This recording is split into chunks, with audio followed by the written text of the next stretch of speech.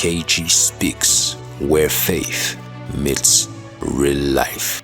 Hello, Keji Speaks community. Welcome back to Keji Speaks, the podcast where faith meets real life.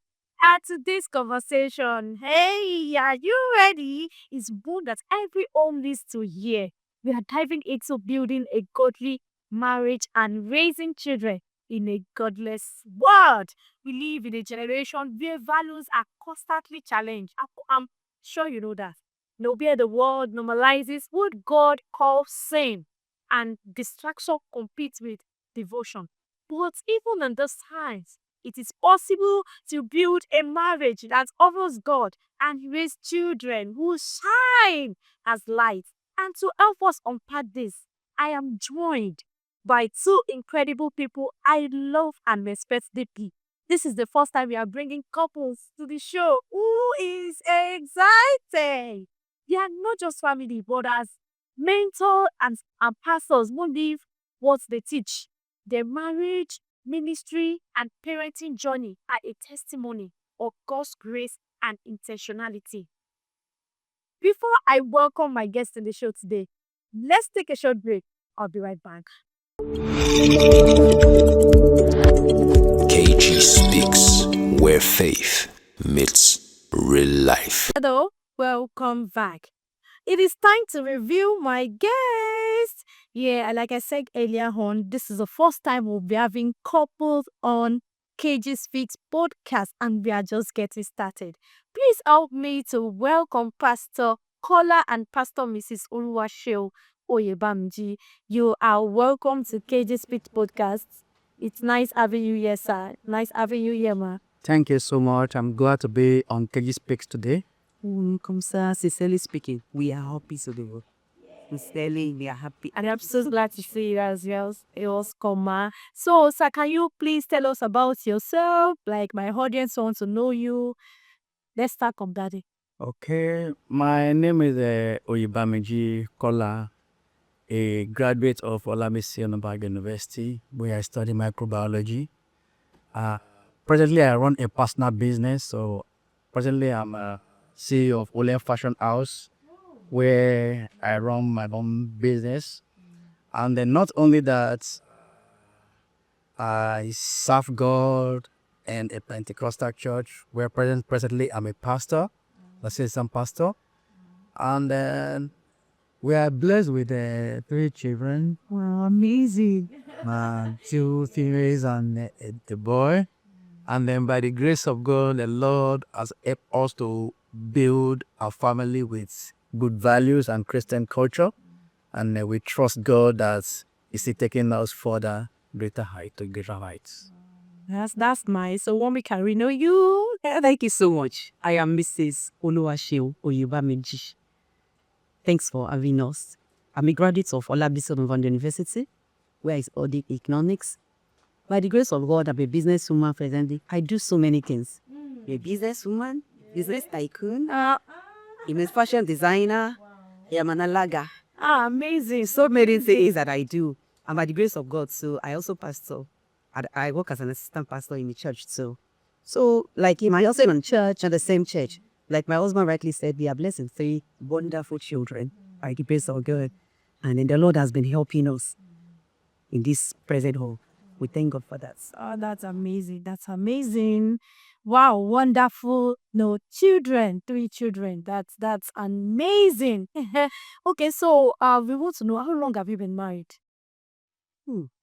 That's a good one. We have been married for 14 years. 14 years. 14 good years. Hey, no be joke. Oh. That's not my. They will say, no be my. 14 good years. By April next year, it will be 14 years, precisely.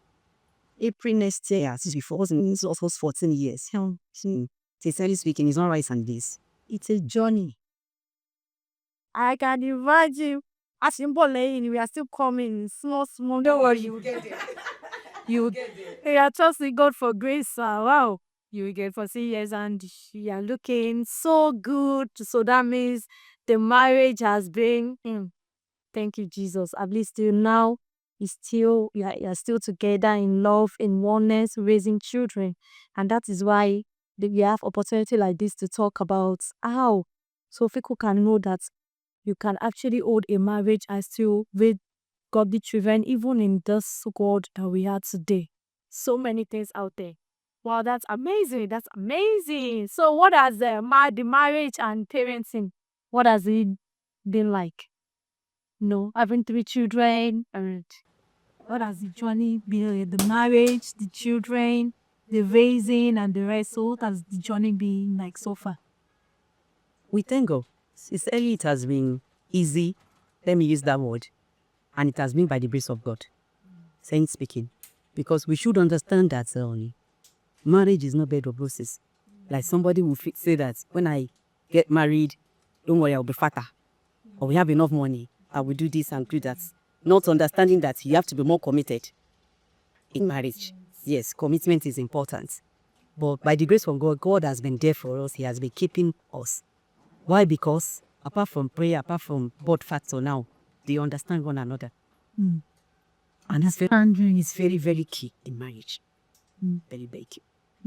Because even the children, they can see it.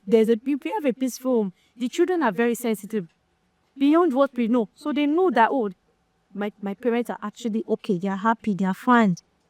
Do you know that for a peaceful home, it's the children that we enjoy most? Because if you want that legacy to continue, you must continue with that peaceful home. You want to raise godly children in this present world, you must have a peaceful home to raise godly children. And it takes God. It's God. It takes God to be at the center of it. So we cannot rule God out. It's a key. It's very, very important. So I want to ask a question. Was it after the marriage you immediately start the journey of parenting? Was it immediately after the wedding you took in? Were there any challenges before taking in? Did you face any losses or so they just want to know so? Let's hear from you, Daddy, because you are not. I think that mommy do the talking more in the home. Let's hear from you, sir. Anyway, the parenting starts immediately after the marriage.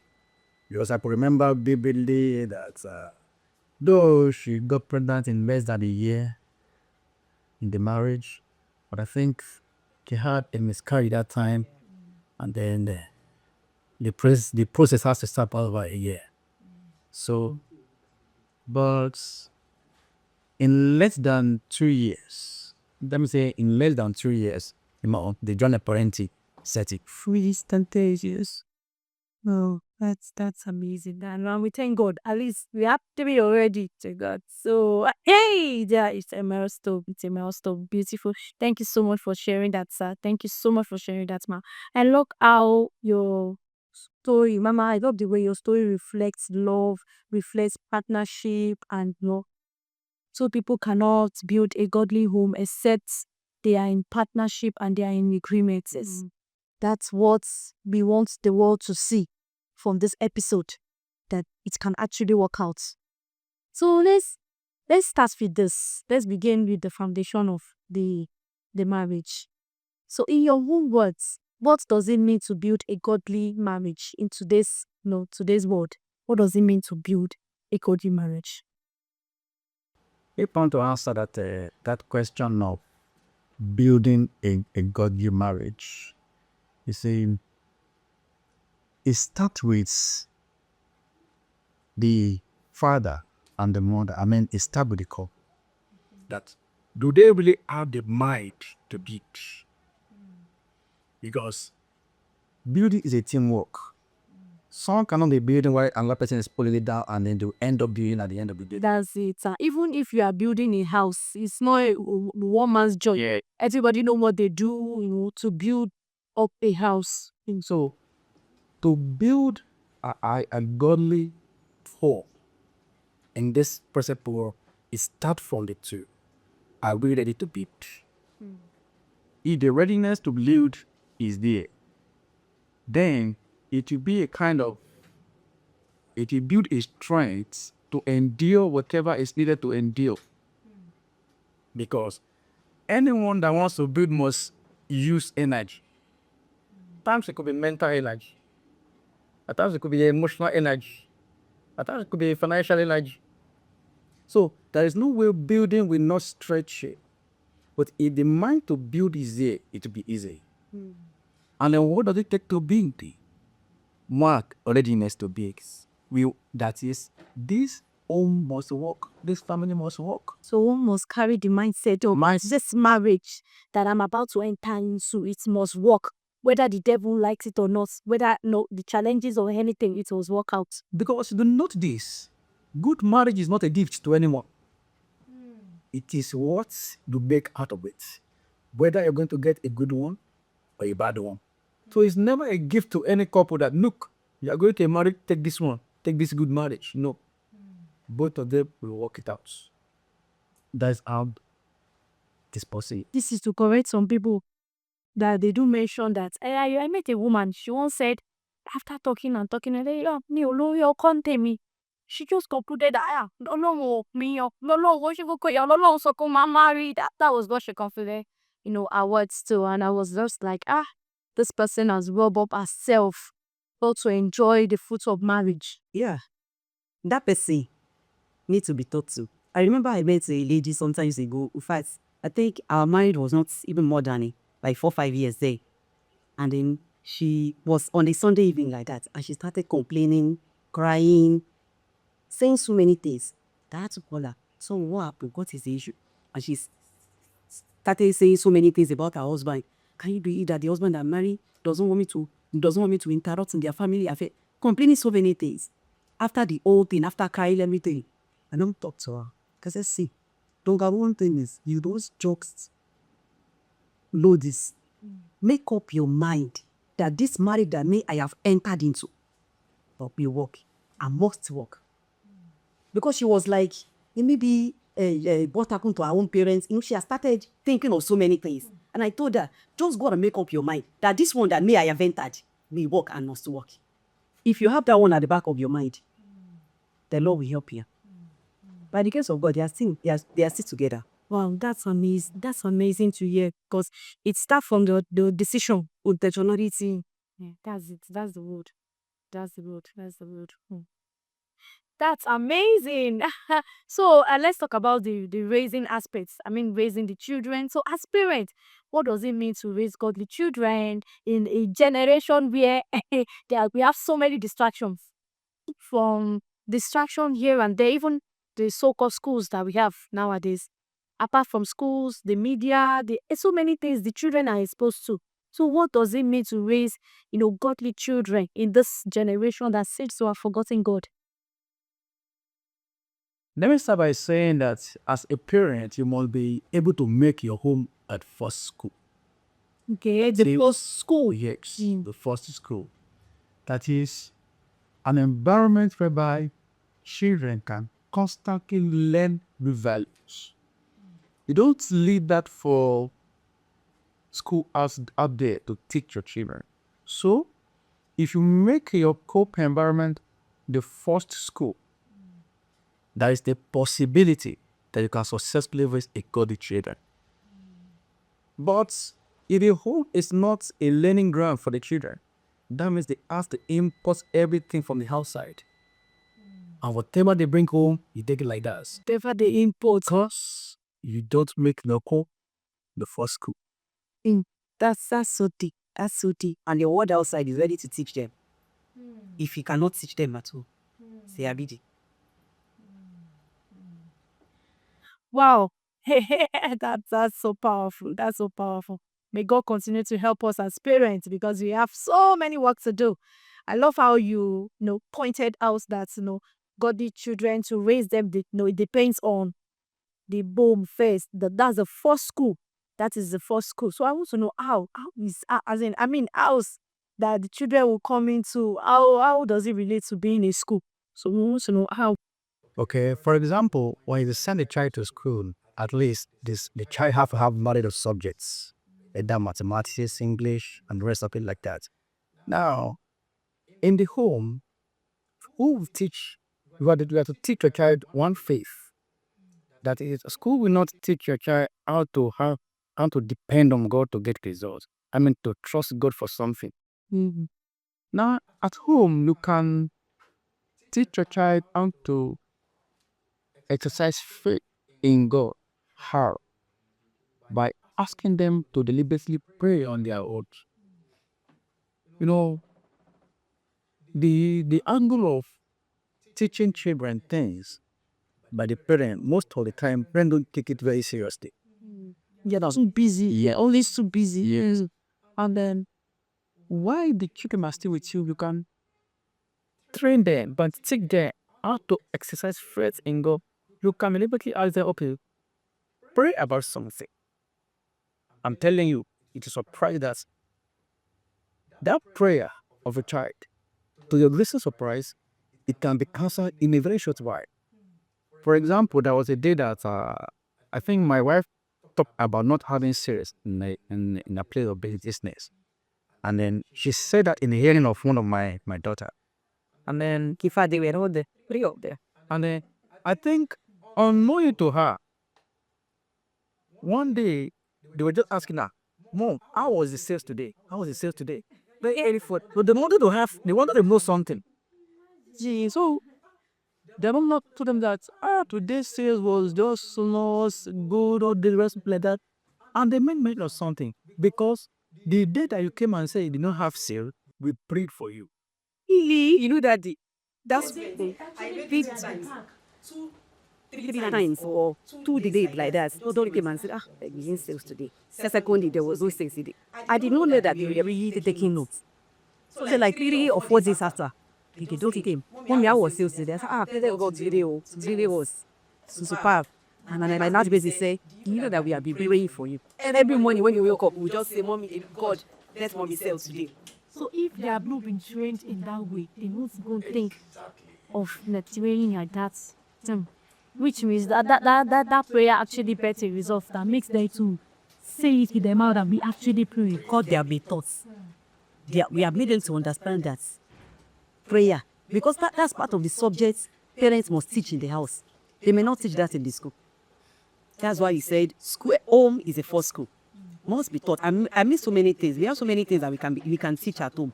So many Christian values that we can teach as subjects at home. We may not sit them down and be teaching them like they teach them in the school. Today's date is this and this. What is the definition? But by your acts, the way you do things is part of the way they learn. That is why your home is a first school. So we are like your first mirror to the children. Exactly. So when they see what we do, they see everything that we do, and so they emulate those things in us. So they learn fast. That's so powerful. That's so powerful. I mean, so it's so funny that they have to pray at the back. You know, Personally, I was surprised, Daddy, and I was so happy. amazing. Seriously, I was something. We should know as well that as a parent, you must give your children, I think, as in understanding of certain things. For example, let them know something about, and tell people, let them know something about cigarettes, about alcohol, what it means, why it should not be taken. That is not their subject in the school. They also not show them that with me. Because not on and at the outside there, they are exposed to so many things. You could take, for example, there was a question that was asked in the church one day. I think it's about this access to this alcohol powder, this sachet alcohol powder, fire on the something like that. And I think my son was making mention of a student putting it in the pocket to school. Imagine secondary school. Now someone's licking this sachet alcohol powder. That means the note the child has taken it from somewhere. It's very possible that it's from the house. It's from somewhere, right? Now, I think as a parent, they have not taught your child anything about alcohol before. That means that with the first day the child is saying it in the school. Now, what should be our response to that happening in real life to the child? So, most of the things that the children learn outside, I can be like introduced to a lifestyle outside. But I don't mean something that is said concerning at home. They have the It's only be shop for them when they are sent outside. That is why your home should be the first school. That is school whereby they are getting the primary knowledge from. Oh, I've heard about this before. Mom has talked about this before. Dad has talked about this is talk. Good. This is bad. Something that one should want them. We have your understanding already. When you are trying to train or teach students and children about something, you must know that you have to be ready to explain. Not that don't do this, don't that. That is just an instruction. Especially nowadays, children, they have questions. When they start asking those questions, so will just be confused. Able to give convincing reason why something should not be done. And the ones you can be convincing in your explanation, the children will easily pick what you are trying to explain to them. And they take it as something and they should do it. And in addition to that, another way to teach them to make your home the first school is you bring in instances that happen outside. You are going out today, you are seeing things that happen. Can you bring it to? That is why discussion is also important. It's not only in marriage as husband and wife, for husband and wife. Even for children, you discuss with your children. No, she does not mind. It doesn't matter how little they are. Talk to them. Today when I was coming back from all this and this happened. And let them learn from it. Sorry to curse your him now. That kind is what many, most parents find difficult nowadays.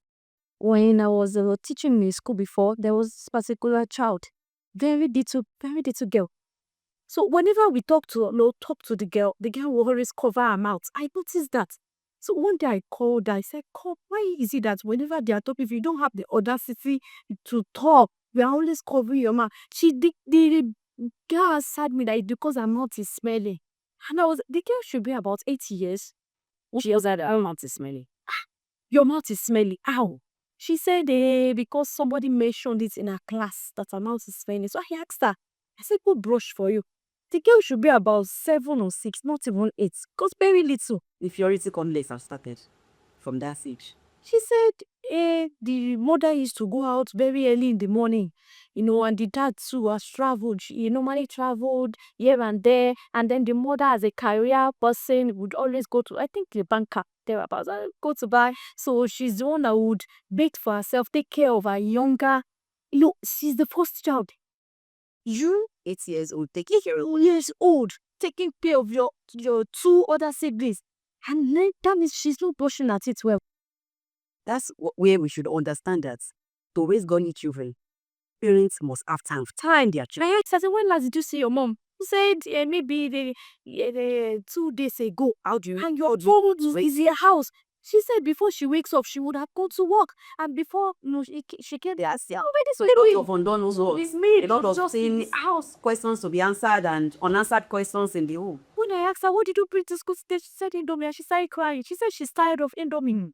I cried as well because I could feel from the conversation that the girl, she's actually going through a lot as at that age. I mean, she's not satisfied. We all allowed to sit down and lay as parents. We all allowed to sit down and lay.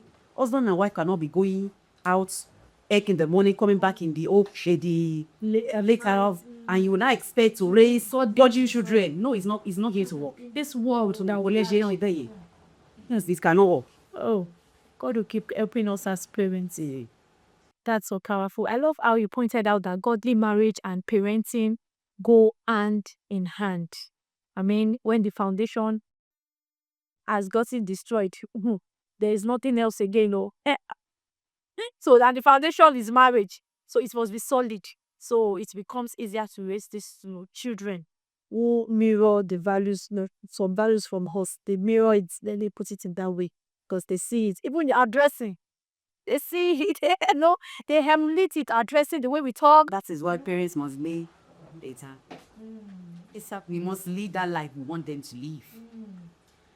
Oh, I hope you are listening to us right now. You're still together with us. We can't deny that culture is loud, from social media to music, movies, and even what children are taught in schools. Everything seems to put families away from God. And we need to understand the fact that to raise godly children, it starts from us as parents. So I want to ask this question, sir. How do you personally guard your home as the priest of the house, the father. There must be there's this consciousness of fatherly figure in the house. I don't know that. The mommies are always bragging like, when your daddy comes, I will report to you, and then the children will be like, please don't report to me. So how do you guard your home, especially your children, from unhealthy cultural influences like social media, like peer pressure and the rest? Okay, now as a father at home, one thing that one of the things that children should not do with, I want to say that we should play with them. One, it gives them sense of love, because children should not just only fear their father; they must as well love their father. And I think the children say they love the fathers more because talking from my own experience, All areas in all cases. it's all That's what is it. that's why I can pick from what that is said. That's what makes any message you want to pass across have meaning to them. You must have sense of, oh, that he loves me, that he likes me. Which means either they need to discipline them for anything they do that is wrong, you will, or they will accept it with out of love. Knowing fully well that daddy loves me. Now I'm going somewhere. As a parent, you should not just impose your life on your children. You want to enjoy it. So, one, if it comes to, let's say, music now, I give them freedom to express their likes on godly music. I don't just tell them that this music is bad, and then we don't pay provision for even the one they will listen to.